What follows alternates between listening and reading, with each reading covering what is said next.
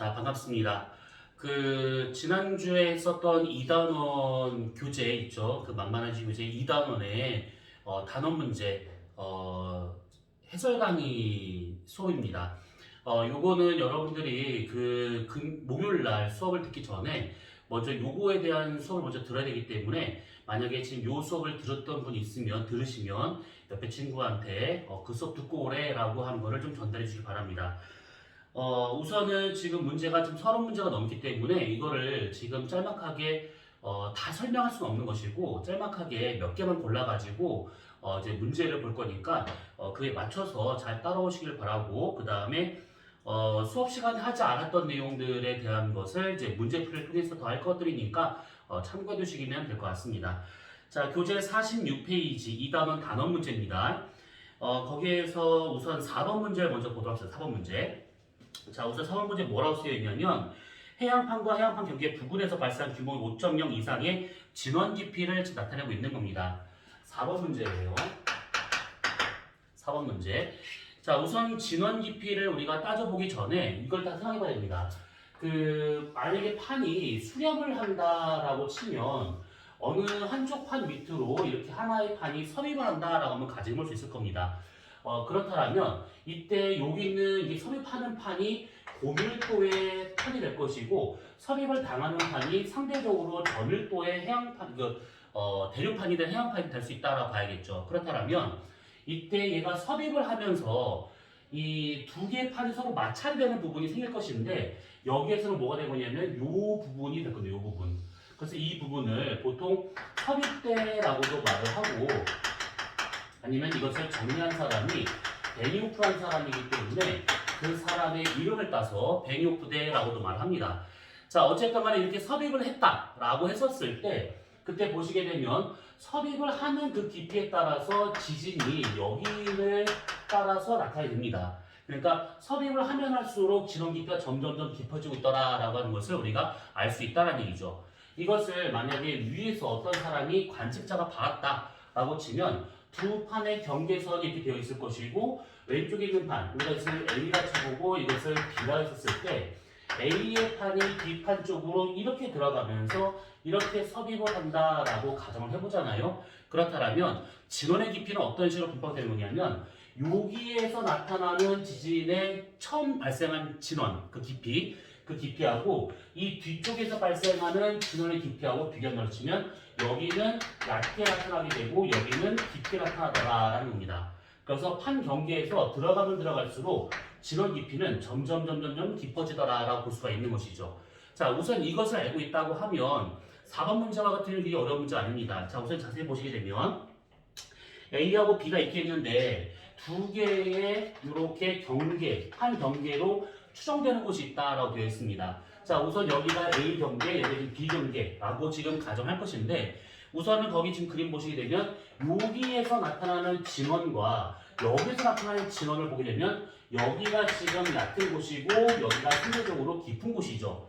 그렇다면 여기에서 얘가 얕고 깊기 때문에 여기는 이쪽에 있는 판이 일로 들어가면서 이쪽의 판에 섭입을 하면서 진원 깊이가 점점점 깊어지더라라고 볼 수가 있는 겁니다.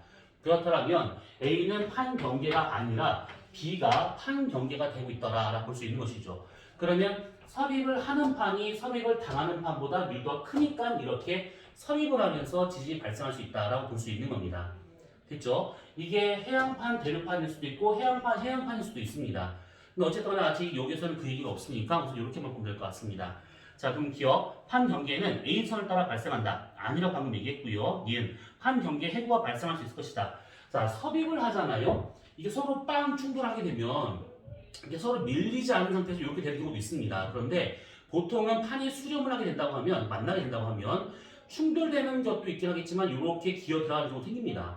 그러면 이런 식으로 섭입을 한다. 그러면 당연히 여기 구간에서 깊은 바다가 발생할 수가 있다라고 볼 수가 있는 것이죠. 이게 해안과 대륙이든 해안과 해양이든 간에 어쨌든 간에 깊은 바다 생겨요. 그랬을 때 나오는 이 깊은 바다를 우리는 해구라고 말을 하고 있는 것이죠. 자, 그렇다면 이음과 같은 경우에는 맞겠고요. 디귿 화산 활동은 비선 동쪽에서 활발히 일어날 것이다 되어 있는데 방위 표시가 되어 있습니다. 그러면 여기가 북, 남, 동서가 되고 있는 것이죠.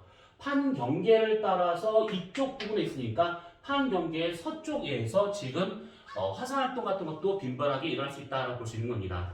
그러니까 여기에서 만들어진 마그마가 이렇게 상승하기 때문에 판 경계 오른쪽, 판 경계 서입당하는 이쪽을 따라서 이렇게 화산이 발생할 수 있다고 볼 수 있는 것이죠.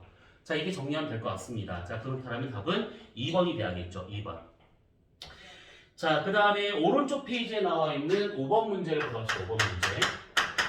자, 5번 문제를 보시게 되면 A, B의 규산 함량과 입자 크기에 따라 나타난 것들이다라고 되어 있습니다. 자, 거기는 그 빈칸을 채우기에 앞서서 우리가 저번에 있었던 내용을 잠깐만 얘기해 보자면 세입질인 화산암과 그 다음에 조립질인 심성암이 있을 것이고 그 다음에 염기성암이 있는가 하면 중성암이 있고 산성암이 있는 것이죠.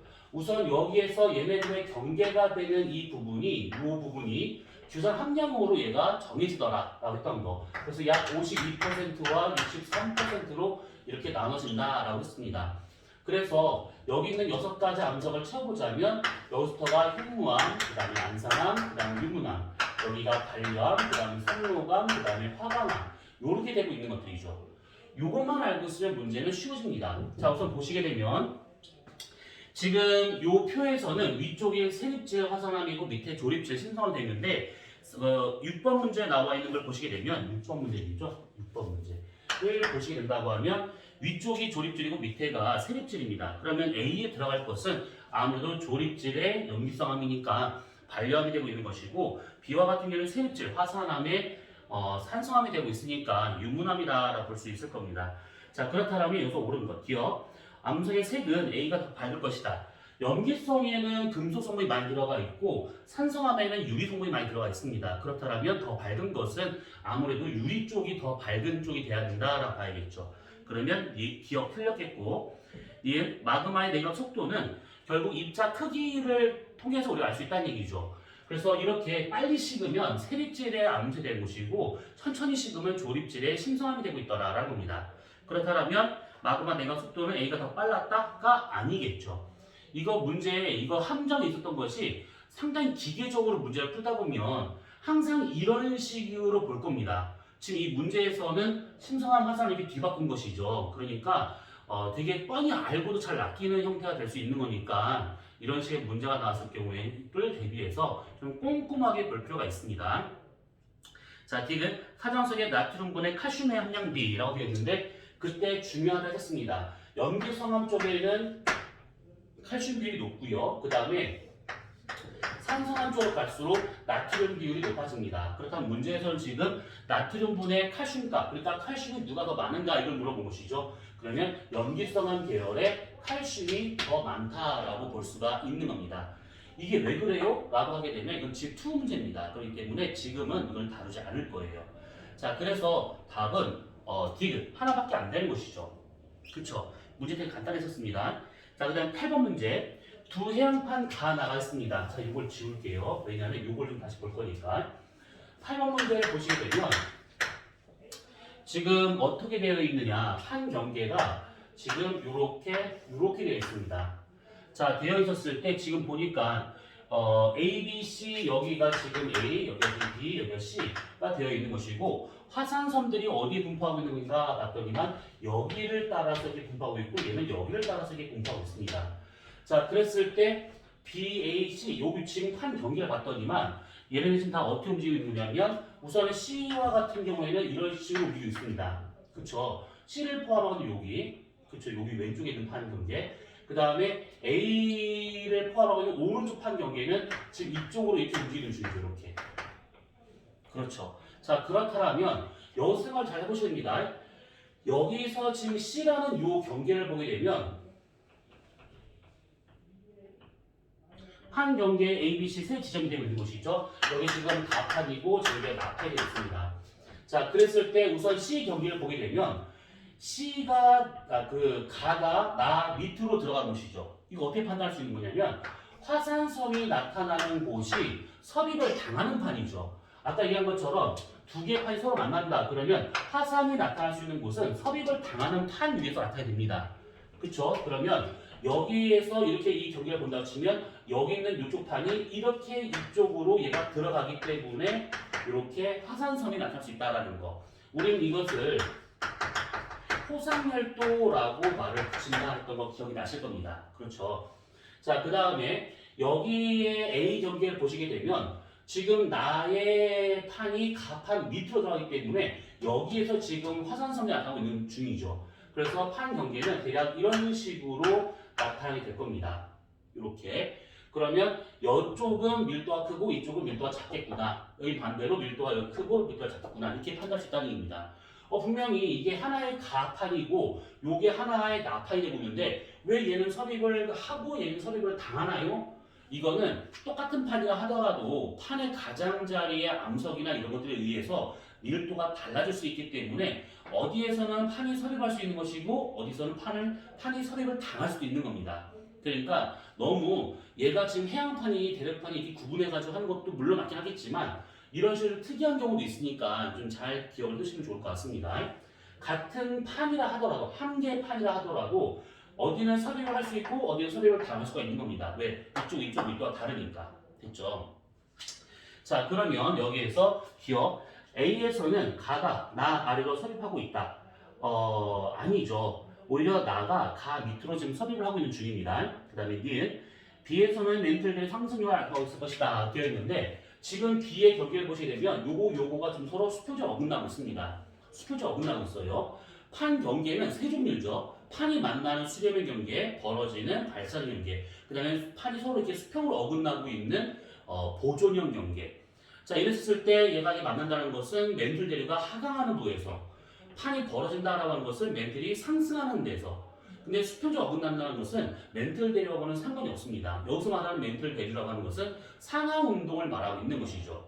그래서 B처럼 이렇게 판이 수평적 어긋나는 이런 경계는 보존형 경계가 될 것인데 여기에서는 멘틀 대류, 그러니까 상하의 멘틀 대류하고는 상관이 없더라라고 보면 되는 겁니다.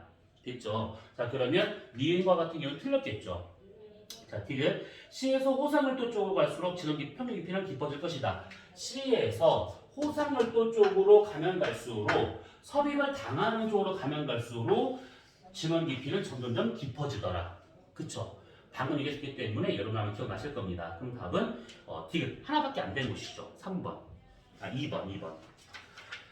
자, 이렇게 볼 수 있는 겁니다. 오늘 노트북을 제가 놓고 오는 바람에 이거 문제를 좀 띄워가면서 보는 게 좀 더 효율적인데 노트북을 못 갖고 와가지고 지금 이렇게 다 그려가면서 하고 있으니까 양해해 주시기 바랍니다. 자, 그 다음 페이지 보시게 되면 9번 문제. 일부러 이거 동영상이기 때문에 좀 말을 좀 빨리 하고 있는 겁니다. 만약에 너무 빨라요 그러면 재생 속도를 좀 늦춰서 보시면 될 것 같습니다. 자, 9번 문제. 어느 판의 경계 부근에서 조사한 깊이에 따른 온도 분포 같은 것들이 다 되어 있습니다. 보니까 등운선이 이렇게 나타나고 있는 중이죠. 등운선이 이렇게 나타나고 있습니다. 자, 그러면 이런 식으로 등운선이 나타났다라고 하는 것은 이렇게 보시면 됩니다. 여기 같은 깊이에 여기 온도하고 여기 온도를 비교해 보시면 됩니다. 그쵸? 그러면 여기의 온도가 높고 여기 온도가 낮죠. 그쵸? 그럼 이건 뭘 의미하는 거냐면 이쪽의 온도가 낮다라고 하는 것은 여기에 뭔가 차가운 것이 유입이 됐기 때문에 온도가 떨어지는 겁니다. 그래서 여기서 판이 이렇게 들어갔기 때문에 판이 이런 식으로 섭입을 했기 때문에 이쪽의 온도가 낮아지더라. 엄밀히 말하면 이쪽보다는 조금 더 이쪽으로 가야 됩니다.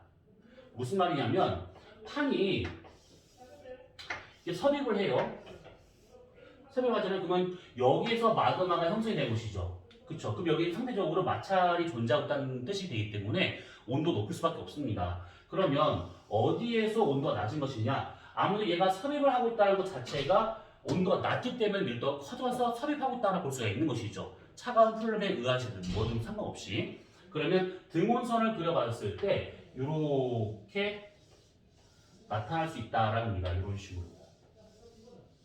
이렇게.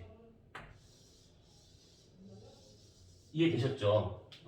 그래서 이것과 이것을 비교한다 치면 섭입하고 있기 때문에 이런 식으로 온도 분포가 나타날 수 있겠구나라고 볼 수가 있는 겁니다. 그럼 이 문제는 간단해져요. 자, 기억. 이 지역에는 섭입형 경계가 발달해 있을 것이다. 그렇고요. 마그마에 의한 변성작용은 A가 더 활발할 것이다 되어 있는데 보니까 지금 여기를 경계해서 여기 지금 B가 될 것이고 여기가 A가 되면 C가 되는 중이죠. 그러면 마그마의 영향을 주로 받는 곳은 어디일 것인가 라고 하게 되면 당연히 여기서 마그마가 만들어지기 때문에 상승하는 곳, 그러니까 A와 같이 섭입을 당하는 쪽에서 열변성에 의한 것이 나타날 수가 있다라는 겁니다. 변성에 대한 얘기는 집투 내용이기 때문에 지금 우리가 심들게 들어갈 건 아니지만 변성이라게 되면 열에 의한 변성과 그 다음에 압력에 의한 변성이 있습니다. 보통 열에 의한 변성이라 하게 되면 마그마라든지 용암처럼 뭔가 뜨거운 것과 접촉이 돼서 그것과 맞닿고 있어가지고 성질이 바뀌는 걸 말하고 있는 것이고 압력 변성이라고 하는 것은 판이 서로 충돌을 하거나 아니면 판이 서로 수렴을 하거나 했었을 때 넓은 지역에서 받는 큰 압력에 의한 변성을 우리가 압력 변성이라고 말할 수 있는 것들이죠. 그래서 이것을 따로 어떻게 부를 수 있느냐면 얘 같은 경우를 접촉 변성 작용이라고 되고 얘를 광역 변성 작용이라고 이름을 붙이는 겁니다. 자, 그래서 여기서 말하는 이 변성이라고 하는 것은 마그마에 의한 접촉 변성을 말하고 있는 것이죠. 그러니까 다르게 생각하면 마그마랑 더 많이 접할 수 있는 그 짱돌이 누구냐? 그러면 섭입을 당하는 쪽에서 훨씬 더 열변성을 받을 수밖에 없더라라고 봐야겠죠. 여기는 판경이기 때문에 마그마가 여기서 나오진 않습니다.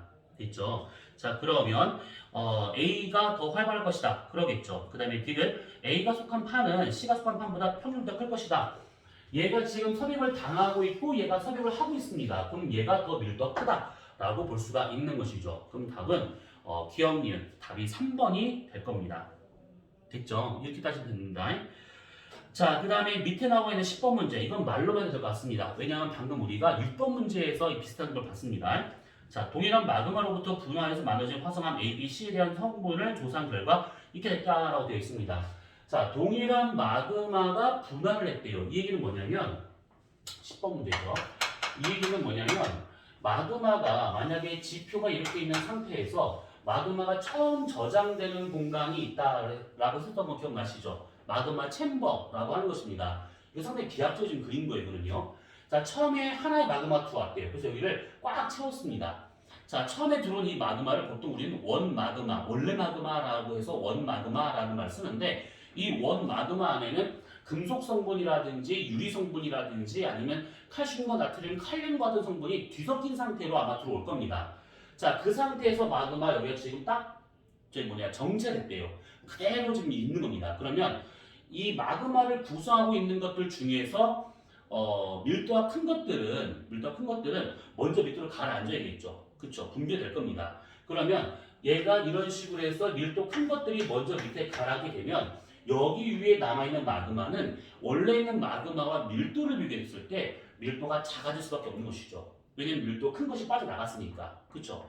그런 다음에 시간이 더 지나서 여기 남아있는 마그마 중에서 그나마 밀도가 큰 것들이 다시 밑으로 침전의 형태로 가라앉기 시작할 겁니다. 그래서 이런 식으로 해가지고 밑바닥에 깔리게 되면 여기 남아있는 이 마그마는 더 밀도가 작아지는 것이죠. 이런 겁니다. 동일한 마그마가 하나의 공간 내에 들어가서 정체가 되면서 냉각될 때 밀도가 큰 물질부터 밑으로 가라앉기 시작합니다. 그러면 남아있는 마그마의 밀도는 작아지는 것이죠. 또 한 번 가라앉고 나면 또 밀도가 작아질 것이고 또 가라앉고 나면 또 밀도가 작아질 것이고 이렇게 해서 반복을 하는 겁니다. 그래서 처음에 들어온 원 마그마가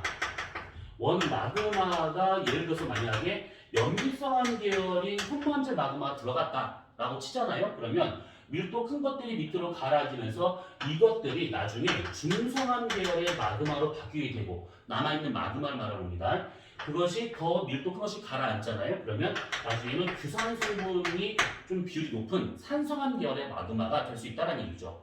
그래서 여기가 만약에 굳어진다. 그럼 아무래도 염기성암 계열인 반려암이나 아니면 현무암이나 이런 것들 나올 수 있다는 얘기고 중성암 계열 같은 경우에 마그마가 만약에 식었다. 그렇다면 안산암이나 섬도암 같은 것들 산성암 계열이 만약에 식었다. 그러면 유문암이라든지 화강암이 나올 수 있더라라는 겁니다. 됐죠? 이 마그마라고 하는 것이 이런 식으로 한 곳에 이렇게 체류가 돼서 밀도 차에 의해서 분별이 돼버리면 남아있는 마그마, 다른 말로 잔류 마그마라고 하는 것인데 그 잔류 마그마의 성분이 바뀌면서 염기성암이었던 것이 중성암, 중성암 계열이 산성암 계열로 이렇게 마그마 성분이 바뀔 수가 있는 겁니다. 이해되셨죠? 그래서 우리는 이런 형태도 한번 기억해 둘 필요가 있는데 이거는 정확히 G2 내용입니다. 그런데 G1의 일부가 이게 나와요. 그렇기 때문에 이 얘기를 좀 더 추가를 한 겁니다. 자, 그러면 거기 A, B, C에서 이렇게 나오잖아요. 그럼 제일 먼저 뭐냐면 확인해야 할 것은 규산의 함량입니다. 규산 함량이 맞냐 적은가? 적당한가? 이렇게. 자, 그러면 A가 규산 함량이 상당히 많죠. 산성암. B는 제일 적습니다. 염기성암. C가 적당하죠. 그럼 얘는 중성암. 이런 식으로 판단하시면 되는 겁니다. 자, 그럼 여기서 옳은 것 기억. 모두 규산형 광물이 주 구성 광물이 될 것이다. 규산형 광물, 자, 규산형이라는 것은 규소와 산소로 이루어져 있는 일반적인 광물을 말하는 겁니다.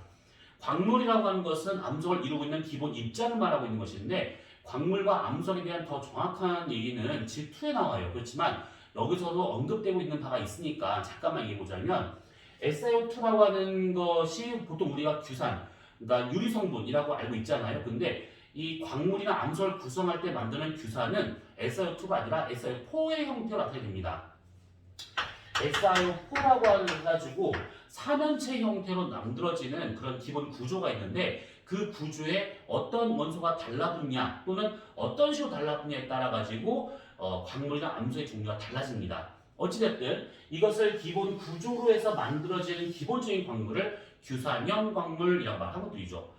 여러분들이 알고 있는 대부분의 광물은 다 규산형 광물입니다. 예를 들면 장석, 뭐 석영, 흑은모, 각성석, 뭐 강남석, 뭐 흑은모 했나요? 뭐 이런 것들, 뭐 휘석 이런 것들 대부분이 다 규산형 광물이에요. 근데 규산형이 아닌 것도 있죠. 탄산칼슘으로 이루어져 있는 것들, 뭐 방해석이라든지 석회암이라든지 뭐 이런 것들은 좀 약간 다를 겁니다. 그래서 이 광물이라고 하는 것은 어떤 기본 구조를 갖고 만들어졌는가에 따라서 이렇게 달라질 수 있는 것인데 흔히 우리가 알고 있는 짱돌들은 대부분 다 규산형에 속하더라라고 생각하시면 되는 겁니다. 거기 나와 있는 그 분자식들이 있죠. 이게 다 대부분이 다 그런 식으로 만들어진 것들이다라고 보시면 될 것 같습니다. 자, 니은 완전 용융되는 온도가 가장 높은 것은 B가 될 것이다. 자, 암석이 녹는다, 용융된다라고 표현하죠. 근데 여기에서 암석이 완전히 녹으려면 녹는 점 이상의 가열이 필요합니다. 그렇죠. 그러면 암석이 갖고 있는 기본적인 녹는 점은 누구에 의해서 결정되느냐? 갖고 있는 성분에 의해서 결정되겠죠. 그렇죠. 그러면 유리 성분하고 금속 성분이 있습니다. 그럼 둘 중에 누가 더 녹는 점이 높을까요? 그렇죠. 금속입니다. 금속의 이 녹는 점이 유리보다 높기 때문에 아무래도 금속 성분이 많이 들어가 있는, 반대로 얘기하면 유리 성분이 적게 들어가 있는 염기성암 계열의 녹는 점이 더 높습니다. 그렇죠. 그래서 기본적으로 만들어지는 그 마그마의 온도가 염기성암 계열이 더 높아요. 염기성암 계열의 마그마의 온도가 더 높습니다. 됐죠? 자, 그러면 니은과 같은 경우에는 B가 될 것이다. 그렇겠네요. 디귿 가장 먼저 생성된 암석은 A가 될 것이다. 가장 먼저 생성된 암석이라 하게 되면 가장 먼저 침전된 것은 원래 마그마 안에서 밀도가 큰 것들이 가라앉은 것이죠. 산성암 계열의 얘네들은 나중에 여기 있는 애들이 굳어져야 만들 수 있는 겁니다. 그래서 산성암 계열로 되어 있는 A와 같은 경우는 제일 마지막에 만들어지는 마그마에서 나오는 암석이나 광물이구나, 이렇게 우리가 따져볼 수 있는 겁니다. 됐죠? 자, 그러면 기억과 니은 답이 되기 때문에 답은 4번이다 라고 볼 수가 있는 겁니다. 네. 자, 그러면 우선 이렇게 봤고요. 자, 그 다음에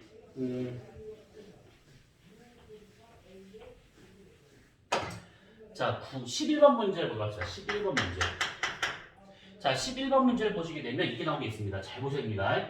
자, 해양판이 이렇게 있대요. 해양 지각이.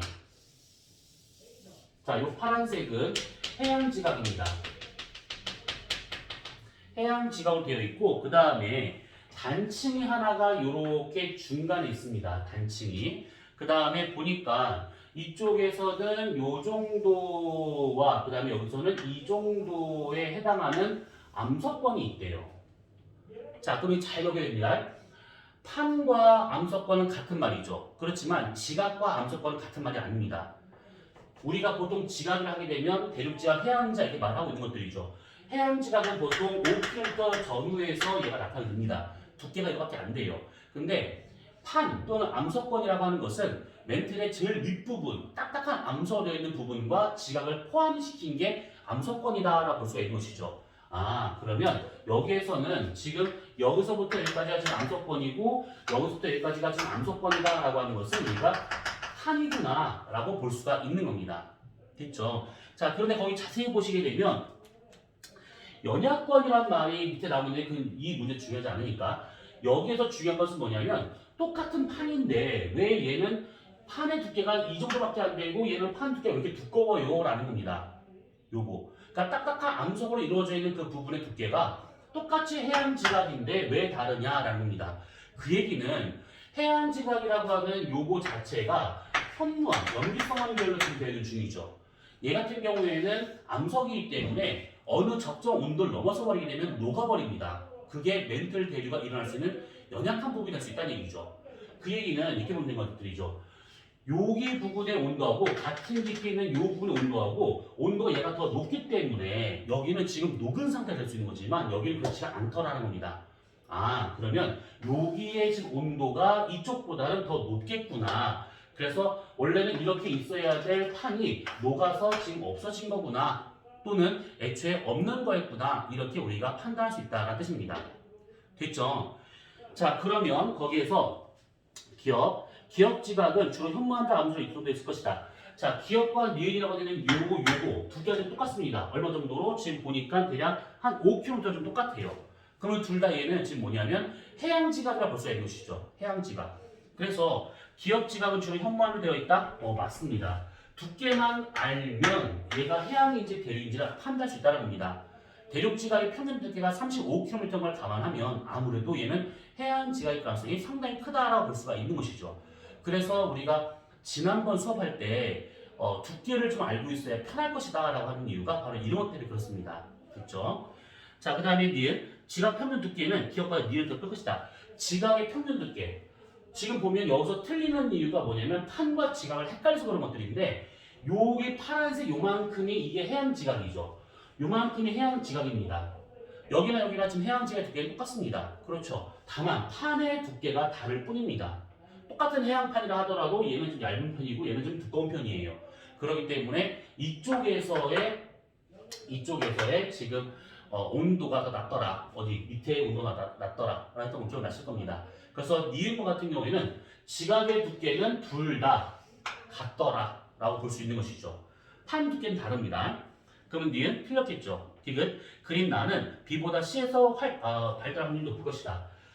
자, 지금 보면 얘랑 여기를 기준으로 해서 여기 지금 단층이라고 해주면 될 것인데 단층을 기준으로 해서 지금 구분되고 있습니다. 그렇죠. 판이 구분되고 있습니다. 자, 그랬었을 때 지금 보니까 단층면이 똑바로 서 있어요. 거의 직각입니다.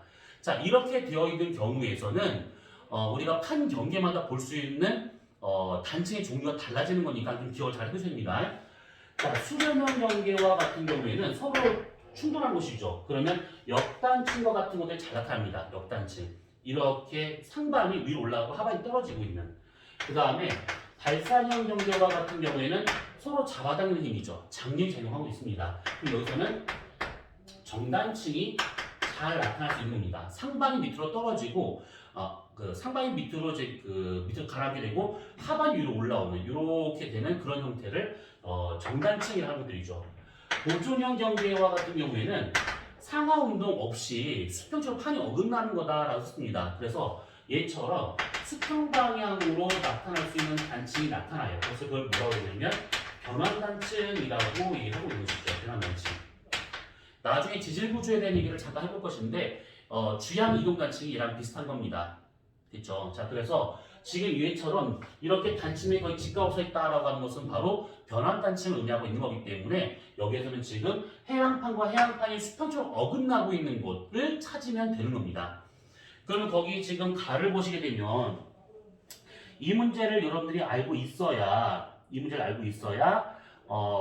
좀 그 가의 이런 판 경계를 대략 뭔지를 알고 있어야 문제를 풀 수가 있는 것들이에요. 자, 그러면 거기 A, B, C 세 지역을 봅시다. 자, 우선 보시게 되면 A와 같은 경우에는 지금 뭐냐면 A의 경계를 기준으로 왼쪽이 필리핀판이고 오른쪽이 태평양판입니다. 둘 다 해양판이죠. 그쵸? 자, 그 다음에 B와 같은 경우를 보시게 되면 B는 B 경계를 기준으로 위쪽이 태평양판이고 밑에가 대륙판이에요. 어디냐 저기 그 어디냐 저기 어디냐 저기 그 남극 그쵸? 남극 해양판을 만들고 있는 중입니다.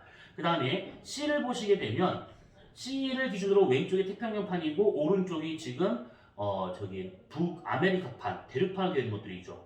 자, 그러면 여기에서 그러면 해양지각 두 개가 서로 수평적으로 어긋나고 있는 곳은 어디인가요? 라고 했을 때 A와 같은 경우에는 해양과 해양이 충돌하는 수렴한 경계가 되고 있는 것이고요. C와 같은 경우에는 해양과 대륙이 서로 어긋나고 있는 보존형 경계.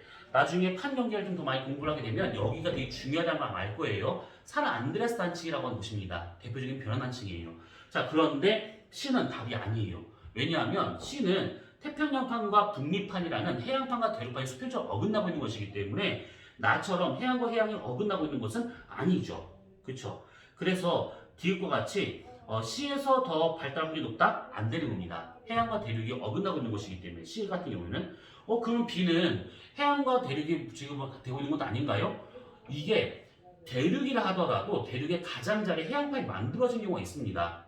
대표적인 것이 남미의 오른쪽 대서양 쪽에 있는 바다 밑바닥이 이게 판 경계는 없지만 남미판이라고 했던 거 기억나실 겁니다. 수업시에 얘기했던 거. 그래서 이 남극이라고 하는 것도 남극 대륙판이고 여기에 해양판이 붙어있는 상태에서 태평양판과 그 다음에 이 남극판의 가운데서 이게 서로 수평적으로 어긋나고 있는 벼랑같이 나타나고 있다라고 볼 수가 있는 겁니다. 그래서 여기에서는 B가 오히려 더 활발하다라고 볼 수가 있는 것이죠. 그래서 판 경계와 그 다음에 장소와 그 다음에 어떤 지역이 생길 것인가 이런 것들을 다 알고 있어야 문제가 풀릴 수 있는 그런 형태라고 보시면 됩니다. 답이 1번이 되고 있다라는 얘기죠. 자, 그 다음에 한 문제만 더 보도록 합시다. 자, 몇 번 문제냐면 25번 문제입니다.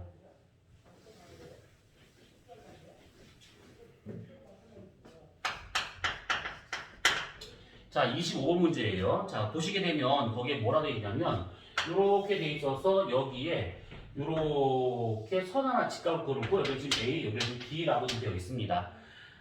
그 다음에 여기가 지금 판 경계라고 이렇게 친절하게 한글로 쓰여 있는 중이고요. 자, 그 다음에 오른쪽에 나와 있는 그래프를 보니까 대략 어떻게 나왔냐 라고 했더니만 대략 여기를 0으로 잡고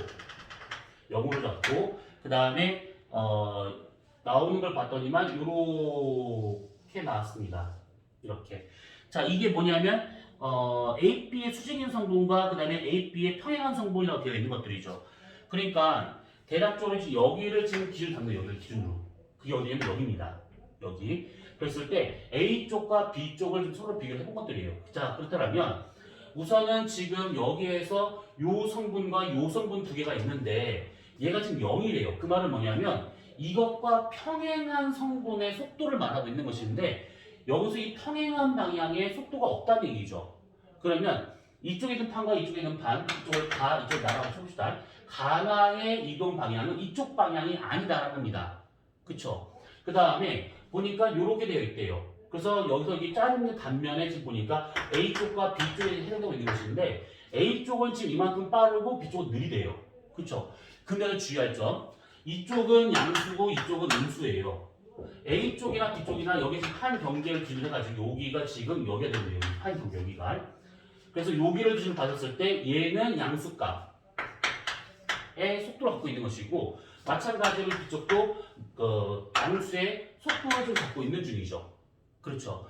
그런데 A쪽과 B쪽에 지금 보니까 가나의 이동 속도는 그러니까 이동 방향은 같은데 양수라고 하는 것은 같은 방향이라고 볼 수 있는 것이죠. 같은 방향을 움직이는데 속도만 다른 것 뿐입니다. 그럼 어떻게 표시할 수 있냐? 가가 포함된 쪽은 빠르게 예를 들어서요. 이쪽 방향으로 가고 있다 라고 치잖아요. 그러면 나가 있는 판은 이만큼밖에 못 가더라 라입니다. 이렇게. 그래서 가 쪽의 판 이동 속도와 나 쪽의 판 이동 속도가 서로 다른데 보니까 같은 방향을 가고 있대요. 그쵸? 그러면 얘하고 얘는 지금 서로 만나는 게 아니고 멀어진 것도 아니죠. 그럼 뭘까요? 그렇죠. 수평적으로 어긋나고 있는 보존형 경계가 되고 있는 겁니다. 여기는 판이 이렇게 가는 거하고 일로 가는 속도가 다르지만 방향이 같대요. 그렇다면 수렴이나 발산에 대한 얘기가 아니라는 것이죠. 그래서 여기를 기준으로 해가지고 지금 현재 보존형 얘기가 만들어지고 있더라라고 볼 수가 있는 겁니다. 이해되셨죠? 그래서 여기와 여기 사이의 요 위쯤에서는 판 경계가 되는 이 부분이 바로 보존형 경계를 의미하고 있다라고 볼 수 있는 겁니다.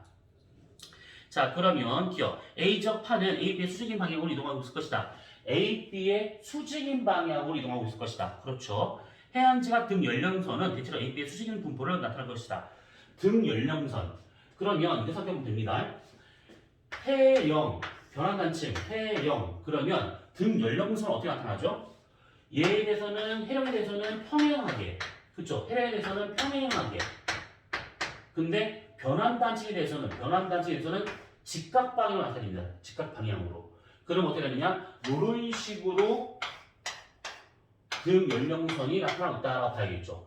그럼 보기 편하게 여기다 해령 한번 그려보잖아요. 그러면 이건 진짜 얘예요.